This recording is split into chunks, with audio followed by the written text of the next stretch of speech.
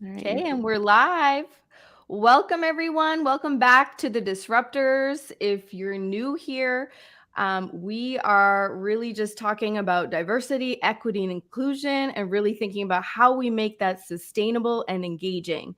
And today I'm really excited for our topic. We are joined by Liz Cruz, and we are talking about queer representation in leadership. We're talking about emotional intelligence. We're talking about confidence, all sorts of great things. But before we get started, I just want to encourage all of our viewers as you're joining, let us know in the comments, where are you joining from? We really want to make this an engaging session. We're very flexible with our outline. So please engage. If you have any questions about leadership or DEI, anything, please put those in the comments. And so just to introduce myself, if you're new here, I am Jasleen. I am a career coach. I have a background in HR as well as an educational background in psychology. And I'm also co-founder of The Disruptors. And I'll hand it off to Alexandria to introduce yourself. Perfect. Thank you, Jasleen. I appreciate that. Like she said, I am the co-founder of Disruptors. I am also an executive leadership coach, professional pivoter myself. I started adulting as a counselor. I shifted into tech leadership and then wanted to bridge the two worlds. So coaching and the Disruptors is how I am deciding to do that. My personal mission is to create a more sustainable way to work, which means disrupting the systemic inequities that currently exist so that we can have a better future of work for everyone. I am so excited to have this conversation with you, Liz, and to hear your insights and your way of being in the world. Would you like to introduce yourself? Yeah, absolutely. I'm so excited to be here with you all today. My name is Liz Cruz. I am a queer leadership coach, and I work with queer leaders from all over the place on building radical leadership confidence, growing our emotional intelligence skills, and honing our most authentic leadership presence. I work with, I mentioned folks from all over the place. So my clients are corporate, nonprofit, they're emerging leaders, they're executive leaders. And the thing that draws us all together is the conversation that we have about what does it mean not just to be a queer person who leads, but to be a queer leader and to bring our queer identities and experiences fully to our leadership practices. I love that piece about authenticity. That's one of my highest values. And I feel like through my coaching, I'm always kind of looking at, when are we really being our true authentic selves in a way that we're adding value to the business? And when are we sacrificing because we're trying to play the game by the old rules that were not designed for all of us? And so love that, love that. And so I'm curious, why, in your view, Liz, why is queer leadership, why is having this representation so important?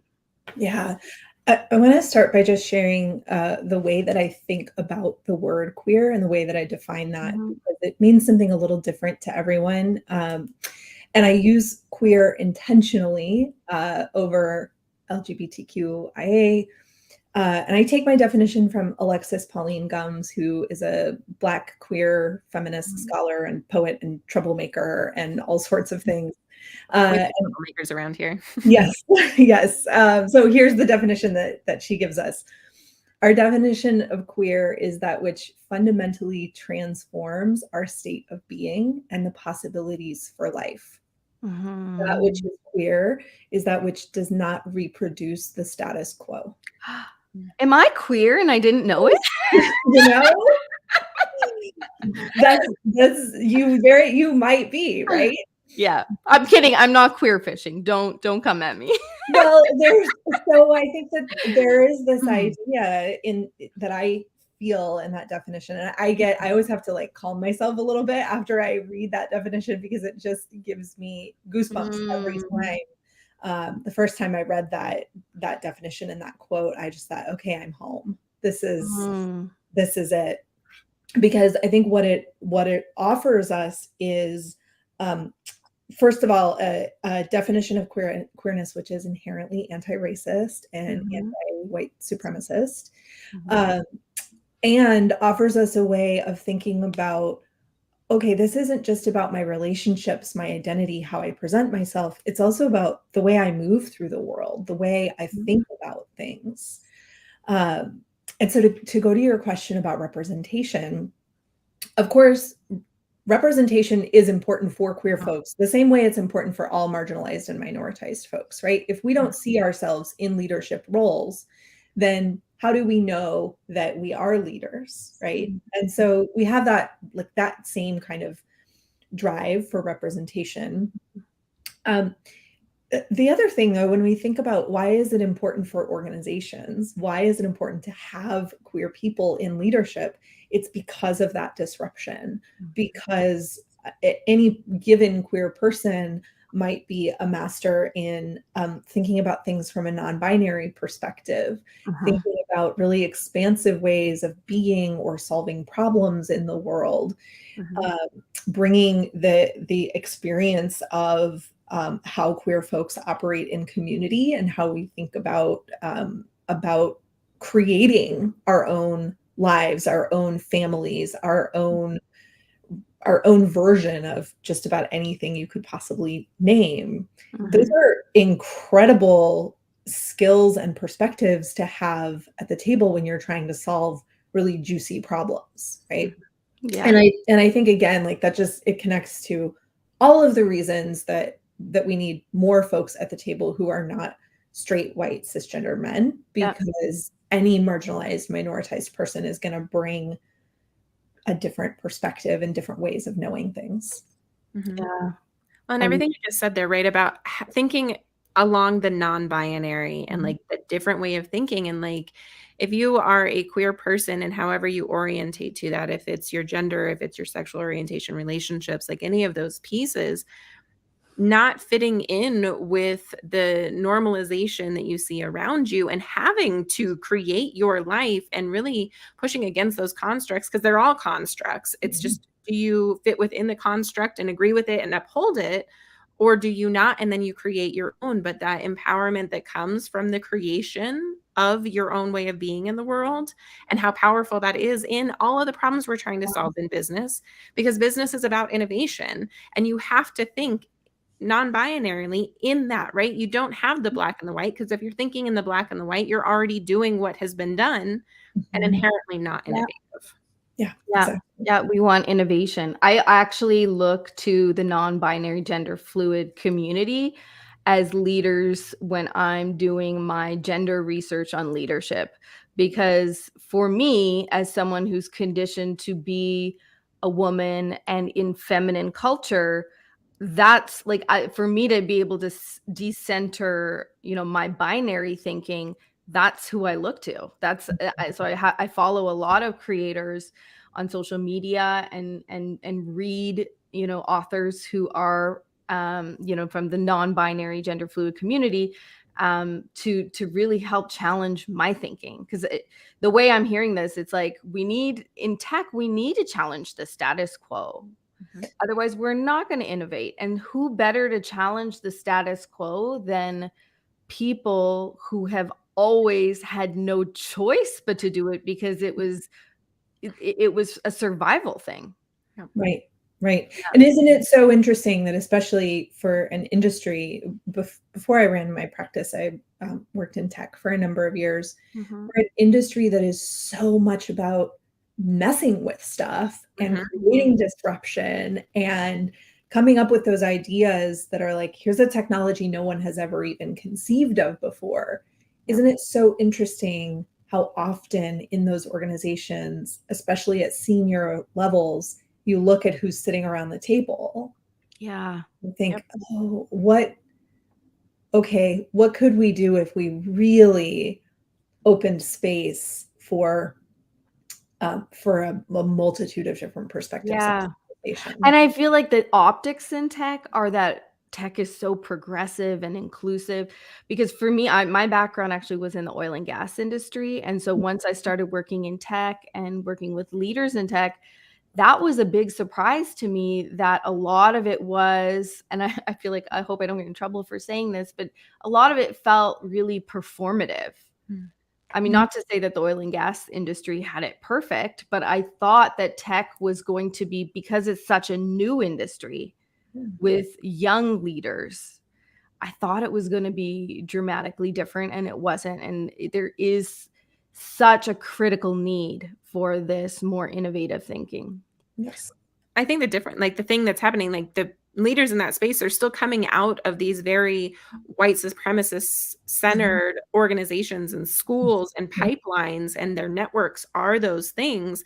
And so while they have an intellectual understanding of needing to be different and even wanting to be different on some level, the application of that is completely different, right? To be an industry that doesn't super value college degrees, right? And that being something that's true in that industry while gatekeeping in other ways. And so the intellectualized space versus the application, that being the gap and a huge area of opportunity for growth in the tech industry. So thinking about that, the barriers and what happens there, what do you see as barriers to gaining confidence as a queer leader, holding that label, however you define it, and how might confidence fit into that and spread? Yeah. Here are the things that I hear over and over and over again from folks who are coming to me for coaching. I'm the only queer leader in my organization. That I'm the only one theme is massive. And, if for anyone who has ever been the only person of color in a space or the only woman in a space, you know what that feels like, right? And so the fact that it is so pervasive that's a massive thing that shows up over and over and over again. And the other thing that I hear from folks again and again and again is, well, I've been queer my whole life or my whole professional life, and I haven't been seen as a leader. I haven't been perceived as a leader, right? We know that the most pervasive leadership norms are cis heteropatriarchal white supremacist norms. So, if we go to an organization's leadership and say, hey, we're going to facilitate a leadership development program, send us 20 of your rising leaders, who are they going to send? They're going to send the people they perceive as leaders and who they see, right? And there is so much bias, right? And so because we have so few programs that say we're going to do this program and here's how we want you to think about the leaders you send, we have a whole population of brilliant queer leaders who haven't had those early career opportunities for leadership development. And so I'm having conversations about leadership development and how to approach goal setting and how to approach influencing and setting a vision for your leadership with folks who are much later in their career. Some of them have reached the executive level without getting to participate in those formal leadership development opportunities. So there's a big gap there. And then the other thing that I have to mention, because it is so alive right now, is just that the social and political rhetoric and how much is happening in our political system in the States and in the UK, it is really wearing on people. I sometimes have sessions with people or in my group space, we talk about this a lot, that people are like, I'm just tired. I'm just tired of being dehumanized. I'm tired of opening LinkedIn and seeing every other post is another news item about how queer and trans people are being dehumanized. And so when you have that combination of the isolation, the fact that so many of us haven't had those opportunities for leadership development, and the fact that so much of the conversation in the zeitgeist right now is so dehumanizing, I think, well, that's a recipe for struggling to be confident. And so, then when that same client is like, I'm having a hard time asserting my opinion in a meeting with senior leadership. Okay, well, everything we just talked about the experience of being a queer leader is highly relevant. So there's, I think those are the big barriers. Yeah. And, and then so what do we do about that besides just throw our hands up in the air and say, well, I guess we're just always going to struggle with confidence. That's where we have to turn to, okay, what is the magic of being queer? Yeah. Right. What are the gifts of it? What are the things that only you can do because you're the only one who's had your unique set of experiences as a queer leader? Yeah, I think that leads into some of the things that we talk about here with the mindful disruption, and Jasleen talks about it a lot on her TikTok specifically, and being like taking that ownership of like, okay, I am the only fill in the blank. And especially if you have an intersection of multiple I am the onlys, right? Most of my career, I was the only queer woman, but I also had the privilege of not having to own part of it, right? Like I didn't have to be out at work. I didn't have to be out as non-monogamous. I didn't have to be out as anything. And then just let them use the representation. So then I'm the only woman.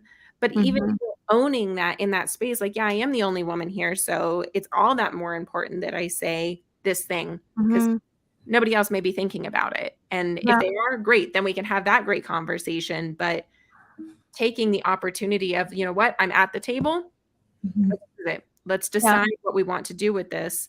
Walking the tightrope of not wanting to push it too far. So I get to keep my seat at the table, but deciding what's the right moment to interject. Let's, one thing that you said, Alexandria, that got me thinking, because when you're queer, you do have the option to mask, right? Because when we look at other underrepresented groups, sometimes let's put it sometimes. So sometimes if you are masking, then there's an assumption that, oh, we just don't have any queer folks on this leadership team, but it could be that that person does not feel safe coming out. And so why doesn't that person feel safe? So if you are not part of the queer community listening to this and you're thinking, actually there are no queer people in our organization, is that true? Or is it that either you have barriers for those folks coming in, or those people who are coming in don't feel safe? And so I don't know, what are your guys' thoughts on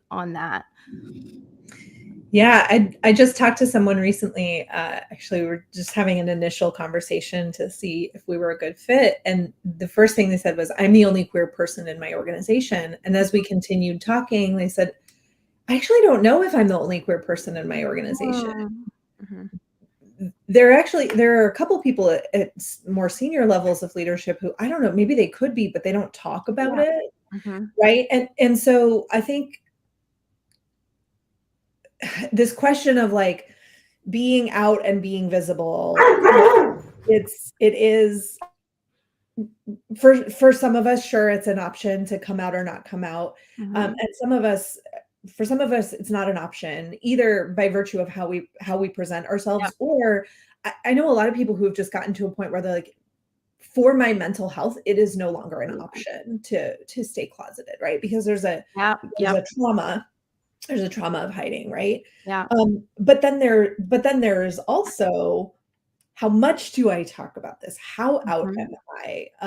Do I talk about do I talk about non-monogamy too? Do I talk about my various involvement with different elements of the queer community? How out do I want to be? Which makes me think a lot about the ways that a lot of folks of color, and particularly Black folks, and particularly Black women, have to do a lot of code switching, right? And so I think for folks who are not, for whatever reason, not doing the code switching or the masking, even if we are around other people who share identities and experiences, the feeling is really isolating. Because am I going, it goes back to that same, am I performing these leadership norms? And the question comes up too, like if you're isolating and then someone says something homophobic, or they're making a decision that's homophobic, could that perhaps make you even less likely to try to disrupt because now you're trying harder to mask and not be out? Yeah, and by the way, this is the thing end up saying at least 8 times a week. So this is probably my 5th time saying it this week. Anytime that we're asking these questions about what is safe or not safe for me to do in the context of capitalism, we're not just talking about what is going to happen to me emotionally today. We're talking about what is my ability to keep myself housed and fed and take care of my family, right? Because these are environments where our system is is where we get the resources to keep ourselves alive. And so it is, I think these questions are really worth diving into and pulling apart because they get really knotted up for us in our past traumas, the trauma of existing in capitalism, and so that question of what's going to happen if somebody says or does something that's homophobic or transphobic can really affect people's experience. And that's a real fear because I feel like, and Alexandria and I talk about this a lot. We actually have a bias checklist for you. I'll put the link in the comments after the show. But really thinking about like, what is it? Because there's like an immediate impact of being out, being queer, or being part of any underrepresented group, speaking your mind, which could be, lead to certain repercussions. But then there's also this more insidious, invisible impact that is holding you back in your career, to your point before, Liz, not being seen as a future leader at the company. Your future earning potential is diminished. And so in that same kind of vein of being queer in a capitalist society, it's not just, I think people always want to focus on the things we can measure and the things we can fight, but the invisible, the more insidious barriers are the harder ones to fight, but sometimes the more important ones to fight. Because if we're getting more representation in leadership, that in itself is disruption. And so I feel like, we could spend a lot of time in this space, but I do want to go to the next question. So you focus a lot on leadership EQ in your practice. And so what does it really mean to be emotionally intelligent as a leader? Yeah. So I love you. You may have to rein me in because emotional intelligence is this is like one of my biggest nerdery areas. So I think if we were to ask most folks probably at this point have heard that emotional intelligence is a set of skills that's actually it's a better indicator of how successful someone will be and how effective someone can be as a leader than IQ, right? Cognitive intelligence is like pales in comparison to the importance of EQ in our leadership. I think if we were to ask most people to just define EQ without any expertise, they would probably give us some combination of emotional self-awareness. This person they know what they're feeling. They're able to pay attention to their own feelings, and empathy, meaning they're able to pay attention to other people's feelings and have some awareness of what other folks are feeling. And those are critical pieces of emotional intelligence. But what it really is an incredibly expansive set of skills that make up how we see ourselves and our own internal emotional realities, how we express ourselves emotionally in the world, how we build and maintain our interpersonal relationships, how we make decisions, particularly when there is emotion involved, and there is almost always emotion involved in decision making, and how we tolerate and manage the stressors in our lives. So the model of EQ that I use, and I start with every coaching client, and I do a lot of work with teams where we start with an emotional intelligence assessment. And what we're measuring in that assessment is those 5 composite areas that I just mentioned, and then 15 individual EQ skills. And those skills include things like emotional self-awareness and empathy, but they also include things like optimism and impulse control and our sense of self-regard, our self-actualization, our sense of social responsibility. All of that is in the realm of EQ. And so when we think about what does it mean to be an emotionally intelligent leader, it means I'm someone who's showing up to lead with awareness of my own feelings, ability to express what I'm feeling in a positive and constructive way, all of the skills I need to build relationships with folks, my ability to kind of keep my emotions in check and pay attention to my emotions when I'm making decisions, and really good practices in taking care of myself around stress. So here at the Disruptors, one of the things we're trying to do with DEI is really make it self-sustaining. And one of the ways we teach people to do this is by integrating it with your business goals. Because again, we are a capitalist society. We can't ignore that. And so what becomes possible when leadership becomes more emotionally intelligent? Like what becomes possible for the business? What doesn't become more possible as we grow in our emotional intelligence, right? When we can look at a problem statement and we can say, okay, we need to solve this problem. And I know what I feel about the problem. And I can tell you what I feel about the problem. And I can listen to what you feel about the problem. And we can all pay attention to those emotions and pay attention to the facts and the objective realities of it. And we can avoid making a rash emotional decision. And we can pay attention to where we start to feel stressed in this process. And we can maintain optimism even when things are really hard. I mean, there's just again and again and again. And one of the resources that I brought to share with folks is a resource about how do you use these EQ skills with your team.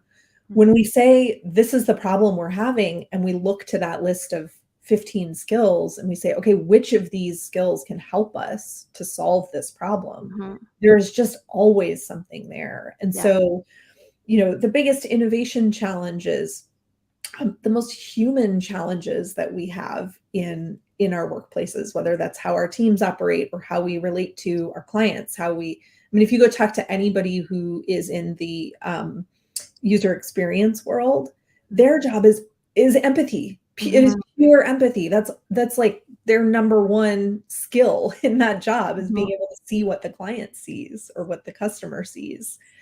So can I pause on that one? Yeah, go ahead. I know we're nerding out on this. So I feel like, so there's a difference between cognitive empathy and true felt empathy. Yes.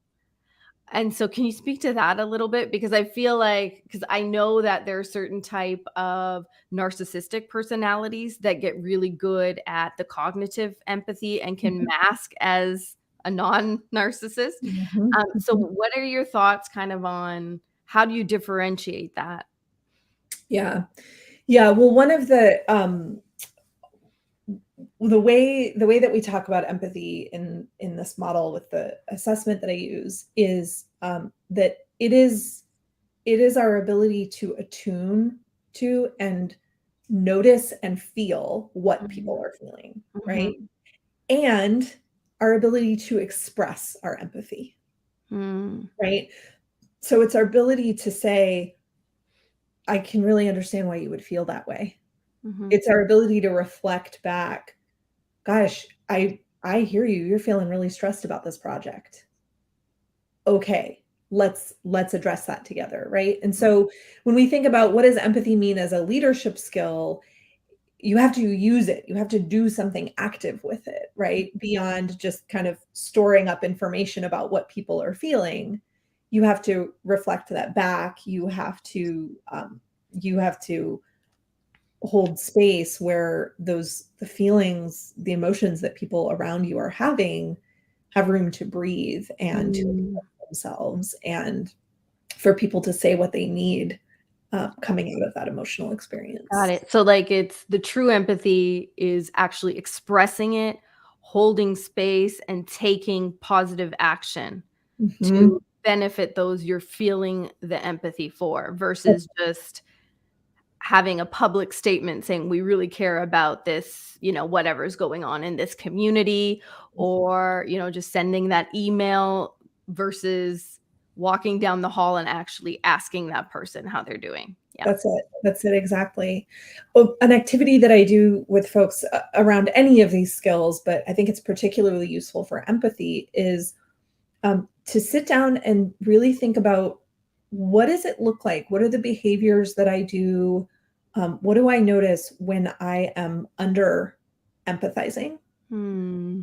And what are the behaviors that I do when I'm over empathizing? Could you give some Mm. examples of what that would mean for somebody who Yeah. maybe is struggling I'm to? taking notes because I feel like I think that's a great framing for sure. Yeah, sure. So, okay, so if kind of the middle of the road, if like a really healthy is such an odd word because it's so subjective, but if a positive relationship to this concept of empathy is, I am aware of what you're feeling and I can do something with that as a leader. I can connect with you around what you're feeling. If I'm under indexing on that, if I'm kind of withholding my empathy, then I might notice I am feeling I'm having the thought that I am too busy to listen to anybody's feelings. Mm. Right? We don't have time for that. Right? Is a very common one. We don't have time to sit around and talk about everybody's feelings. We need to make a decision here. That's a pretty good indicator. Okay. And if you don't have time for their feelings, how are you making time to process even your own? Guarantee you're not. Yeah. Right? Yeah, guaranteed. Right. Now, no one's feelings are in the room. No one, yes. But guess what? They're in the room. Yeah. Right? 100%. Yep. They're coming out one way or another. If I'm over empathizing, I might get so bogged down in paying attention to what everyone's feeling that I totally lose the thread on what are we here to do? Right? Or I might get so attuned, if for either of you, or if anybody is listening who identifies as an empath, you'll know this one. I might get so attuned to what everyone else is feeling that I can't locate what I'm feeling. Because that experience of other people's emotions is so powerful and overwhelming. Right? Yeah. And so right in the middle is a space where I can observe what you're feeling. I can reflect it back to you. I can ask you questions about it. And I'm also clear on what I'm feeling. And so there's still kind of an energetic detachment or separation between us, but we can have a conversation about what we're feeling because we're both willing to express and perceive what the other person is feeling. Yeah. That second, like over empathizing sounds a lot like what symptoms could look like if you've experienced trauma in relationships. Where you've ignored your own needs and are paying attention to others and over obsessing about how others are feeling. That's right. Folks who've experienced a lot of trauma, folks who identify as highly sensitive people, it's very common. And if you have, in terms of your gender or culture or for any other reason, been socialized to take care of other people's emotions, absolutely that can show up. Well, and like talking about how that, like, if you don't associate yourself as being somebody who has life trauma, that doesn't mean you don't have work trauma, and that you aren't bringing that same response into the workspace. It just maybe looks a little bit different, like overperforming or overtaking like what you need to take on for your job because you have something to prove, right? And being the go-to person, always being on, always being prepared, the always being type of energy, especially if you're coming into a space in which you are the only fill in the blank and you have this perception of needing to prove something, or you have been taught from workplace trauma that you do have to prove it again, or that you do have to overperform in order to even be acknowledged in the first place. Yeah. The other place this happens a lot, and we haven't talked about this type of what queer leadership experience at all, is leaders of queer organizations, right? So the community centers, the companies that deliver queer services can experience just as much isolation because as a community, we have so much shared community and generational and historical trauma that when we have a queer organization with a queer leader at the helm, folks in that organization tend to look at that person as, I'm holding you to an incredibly high standard. Yeah. And I'm expecting you to take care of this organization and me at work, but also my entire experience as a queer person in the world. Yeah. Right? Yes. You know, that also I'm reading, have you ever heard of Isabella Wilkinson's Cast? It's a really good book. And it makes me think as well, because I'm relating this to myself as a South Asian woman. And when people start to finally overcome barriers and rise, how there's this tendency for that to create a bit of a panic within the community. One, you're holding them to a high standard, but is it truly that you're holding them to a high standard because they're going to solve all the problems? Or is it also because when you start to see people who identify the same way as you succeeding, you start to feel really threatened about the space that you're in, that you're being left behind? Yes. I don't know if that's kind of similar to what you were saying, but that's kind of what that made me think of. And like, how do we, and even when we talk about women in the workplace, and I think this is something we don't talk about enough, there's a lot of bullying going on amongst women because there's a perception that there aren't as many seats at the table. So we have to be more competitive with each other, as well as there's a sort of a cultural component that fuels that as well, where there's like, we're all competing to be closer to whiteness. We're all competing to be closer to the men in the organization. And so if that's happening on a unconscious level, how do we start using EQ to navigate out of that? Yeah. It's really, I'll just share, in my own journey as a white person, I have spent a lot of years disrupting and dismantling and really kind of reconceiving of how does the world work. And when I think about the sort of core tenets of white supremacy culture, they are so pervasive and we have to disrupt them over and over and over again. And for me, and for a lot of people I know, the first cue that white supremacy culture is happening right now in the room is that I feel some kind of way, right? I feel like I have to do this perfectly. I feel like there's one right way to do this, and I can kind of feel myself digging into things. When I can notice those feelings, it's a great cue to me that, oh, okay, something's trying to work its way into how I operate here. What is that about? What do I need to do? And when you talk about, as we move through organizations, that proximity to white supremacist capitalist power, right? That proximity to cis heteropatriarchy, it is a powerful magnet, right? And we just have to, at every turn, maintain our own awareness of, what am I feeling? What am I thinking? How am I operating? How am I expressing myself? What are my values? How am I tolerating the stress of operating in this system? Where is my sense of optimism about whether I can disrupt this or we can disrupt this together? Where's my sense of responsibility to my community?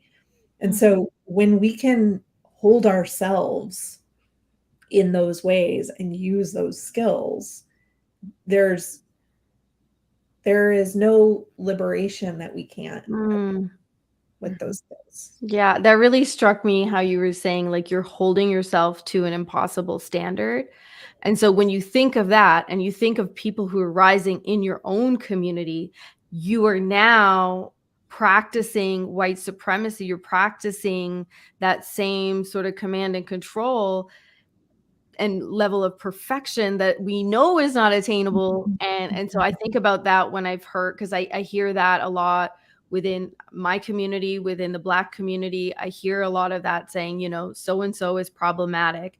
And we're all problematic to some extent. We all have our things, right? We all have none of us are perfect. And so if we are holding, if already we know the barriers are there, because like back to what you were saying about being the only one in the room, it's not just about being the only one in the room, it's about being the first in that room and the first at that level. And so even though, like, not to minimize what that person's going through, but you need to respect that the people that came before you had to sell out a little bit to get there. And that is benefiting others who can now get there in an easier fashion, which, that change is slow. So people don't always, it's hard to connect to that without kind of looking through history and saying, whoa, like what has had to happen for us to even have one person in the room. Yeah. I really liked what you were talking about too, about noticing how do those emotions show up for you to let you know that there's a thing that's off or a thing that's trying to come out. And it's going to be different, I think, for everybody. And so I wanted to share the thing that shows up for me is I feel this resistance, this like immediate repellent of like, nope, like I don't want to engage in this. And like alarm bells start going off. And sometimes it takes me a while to realize, like, what am I resisting here? Like, what am I avoiding? What am I getting angry about? Because that's another emotion that definitely shows up in that moment. And I want to step up on my soapbox and be like, excuse you, like not a thing. And so noticing for you as an individual, like how would you know that something is pushing on your values, something is pushing on the way you want to be in the world? And even if it's something as simple as like they gave me pause and made me think, what if I'm wrong?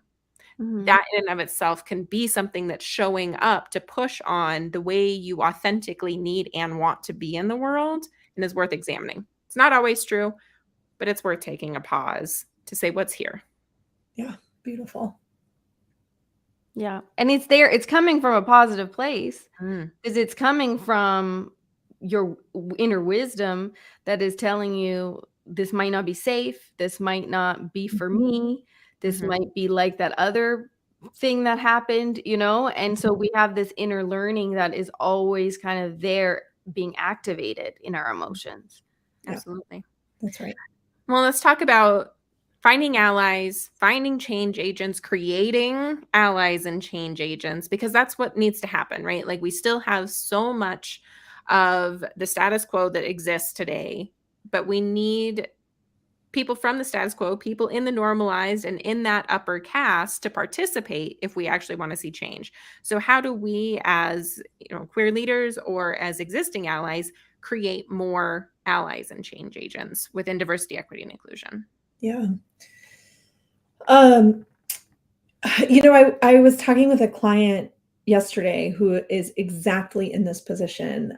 They're a director of DEI for a fairly large tech company, and the client group that they work with has kind of been dragging their feet a little bit on participating and on getting really active on the DEI initiatives. And so part of what we talked about was, okay, well then how do you influence folks who are kind of dragging a little bit? And it was so interesting. They said, well, sometimes influencing feels impossible and sometimes it feels really natural and easy.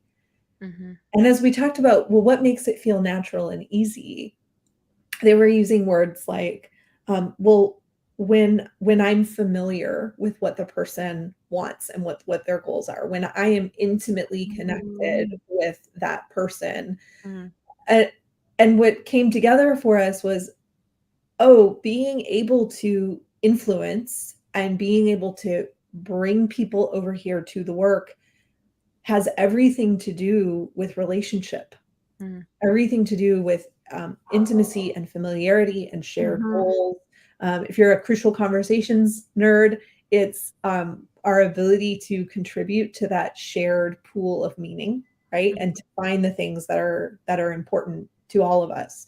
And I think especially when you're someone in an organization, whether it is your job that your focus is DEI, or whether you have a personal vested interest in those initiatives in your organization, what you're likely to come up against over and over and over again is the organization exists for a different purpose, right? Which is to take care of customers and produce the product and make money.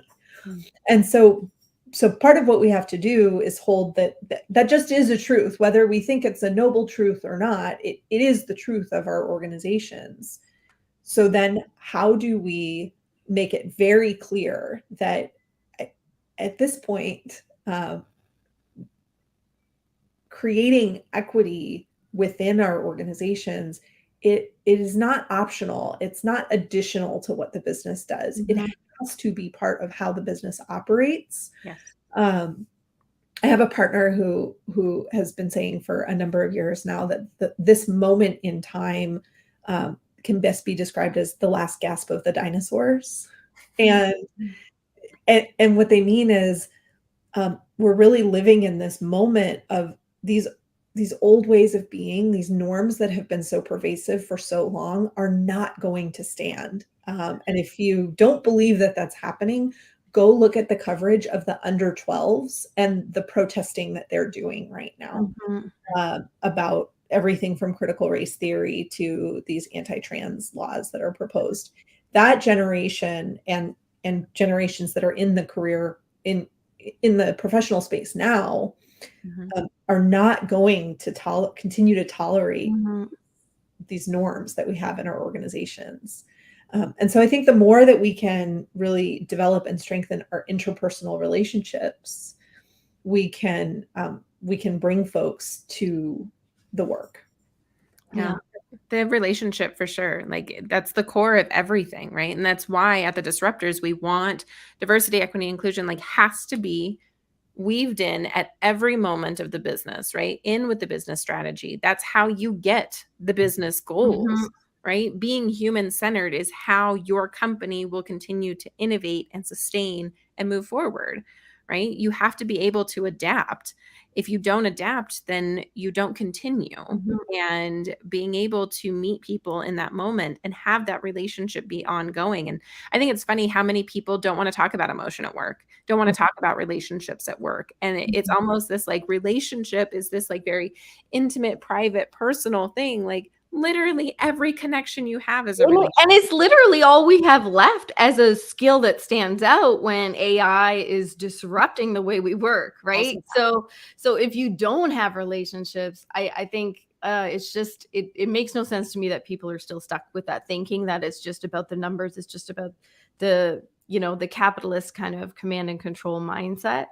But one other thing I wanted to mention, Liz, that you mentioned is the familiarity. Like people find it easier to influence when they're familiar. And so when we're talking about barriers to getting into this space of being more empathetic, if you're not familiar with the problem, if you're not familiar with that specific group, the way that your employees identify, to you, it's almost like the problem doesn't exist. Yes.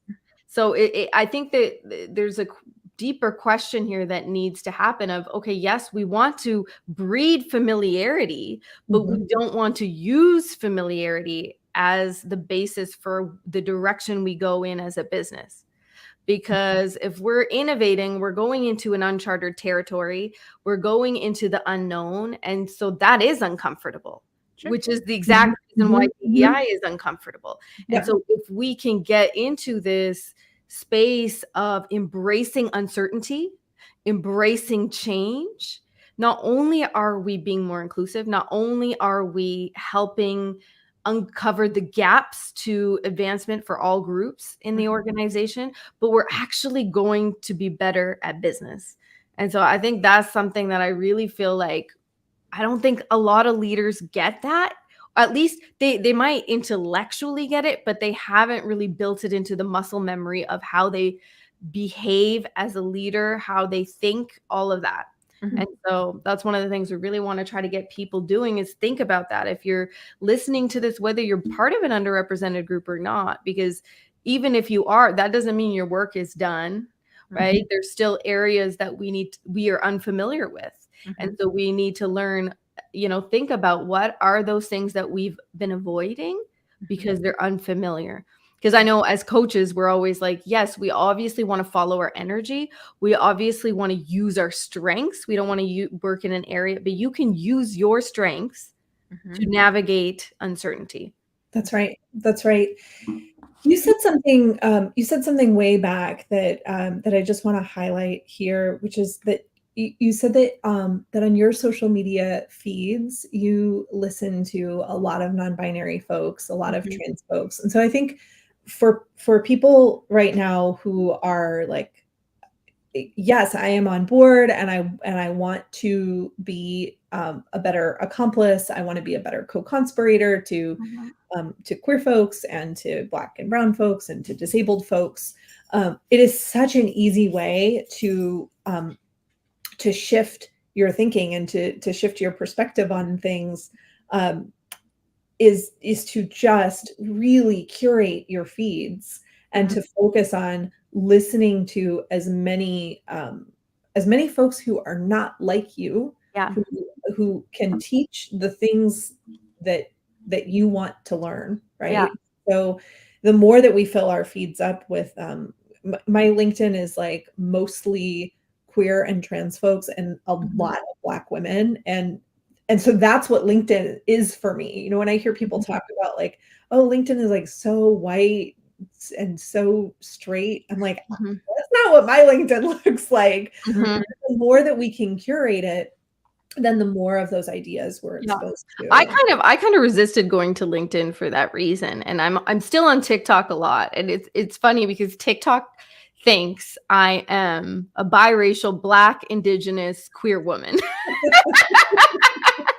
Or trans woman, because that's kind of my whole feed, right? Is like people who look different than me, and then I get other things that are marketed to me, that are, I think, making assumptions about who I am. But it is interesting because it keeps me. I love learning too, so that's one of my strengths. So I lean into that level of learning to really educate myself on this. But if that's not your strength, and you have a strength in critical thinking, you can read papers on this, you can read books. If you have a strength in in really engaging folks, have host sessions where you don't do a lot of the talking and you just do the sort of that facilitation, and start understanding how you're going to create a safe space. Because even in those moments of failure, you're uncovering more gaps. You're uncovering more, oh, okay, people weren't talking at this session. Why were they talking? Oh, I started at the wrong level because we don't have psychological safety yet. So now let's try something different, or let's just keep trying something until we start seeing a tipping point where employees are more engaged, where they're have more courage to say what they think. Right. That's right. I also want to acknowledge that we have had Ashley chime in a couple of different times throughout the session. We really appreciate your participation, your experience being the only and having defined that. And the private versus personal relationships and like the way they're talked about in work, like, yes, 100% that is a thing when you are in the upper caste and you're talking about your relationship. It's normalized. My wife, my husband is, whatever. And it's not normalized to talk about it if you are in a queer relationship. I was speaking more specifically to the acknowledgement of human relationships, and they all have intimacy and they all have emotion and they all have purpose and connection. And to pretend like your coworker relationship is any less of a relationship than a friendship or something you have outside of work, that's the disconnect that I see in business. They're not acknowledged as full emotional relationships, even though they are. And sometimes we've disengaged from those relationships because we've given up. Yes. Because we've tried to have real connection. We've tried to really make a home at work, because it's a red flag when you see an employer say, we're like a family here, because that usually doesn't mean it means no boundaries. It means we're always here. We're always doing everything together. So we don't want that mentality, but we do want to be able to just connect with people as humans and understand the inner workings of everyone we work with, to say, okay, these are your needs. They're different from mine, and we're going to figure out how to make it work as a team. And not only will we be better for it as a team, but we're going to be able to create better products for our customers, because our customers are not a monolith either. Right. And pervasive throughout all of that is emotional intelligence. Yeah. You can't have any of that without the emotional intelligence. So as we close, we have a few minutes left. Liz, where can people find you, engage with your work, and what other tools, if you have anything that you'd like to share? Yes, I have a couple of things to share. So please find me on LinkedIn. That's the social channel where I'm most active, although you'll see I take a lot of breaks for my mental health from LinkedIn, but please find me there. I'd love to meet people there. You'll find my website at lizcruzconsulting.com. If you search for Queer Leadership Coach on the Googles, I will be right up at the top of it, because there actually aren't that many of us working with queer folks, which is something I'm really passionate about talking to other coaches about. And then I brought a couple of things to share with folks. And the first is an invitation for queer leaders. One of the things I do in my practice is I run a group coaching space for people who prefer to do work in community. And so I'd love to invite you to join a group coaching session as a guest. And so that first link, which I think Jasleen... I posted them here. If you're watching live on LinkedIn, you will see them in the comments. All these. Awesome. So that first link is just an invitation to join us for a group session. If you are not a queer leader, but you know queer folks in leadership roles, please share that with them. The more, the merrier. I'd really love to have folks join and check out a session and build some community with other queer leaders. And then the other thing that I brought is a guide to using emotional intelligence skills with your team. And that guide is not specific to queer leaders. So anyone who is part of a team or leads a team, I encourage you to grab that resource. It'll walk you through those 15 different skills I mentioned and give you some ideas of how to start using those skills to solve the challenges that your team is dealing with. Awesome. I know I'm definitely going to download my copy today. And so if you are watching this live, thank you. Please follow us on the Disruptors page on LinkedIn. And as well, please subscribe to the podcast. We are on Apple, Spotify, and Anchor, the Disruptors. I will post the link. If you're watching live on LinkedIn, I'll post the link here as well, so that you can do that and leave a review if you've listened to one of the episodes on there. That would be really helpful in increasing our reach in this space, so that we can bring more people on board to become disruptor DEI leaders. And so we have more inclusive organizations where employees will thrive. Absolutely. Thank you so much for sharing that, Jasleen. And thank you for joining us today, Liz. This was a highly valuable conversation. I really appreciate you giving your time today. Thanks so much for having me. It's great being here with you all. Yeah. Join us next week for another live. And then later this month, I'm really excited about the inclusive hiring practices recording that we're going to be doing. So stay tuned and get invited to the lives, and we'll see you all soon.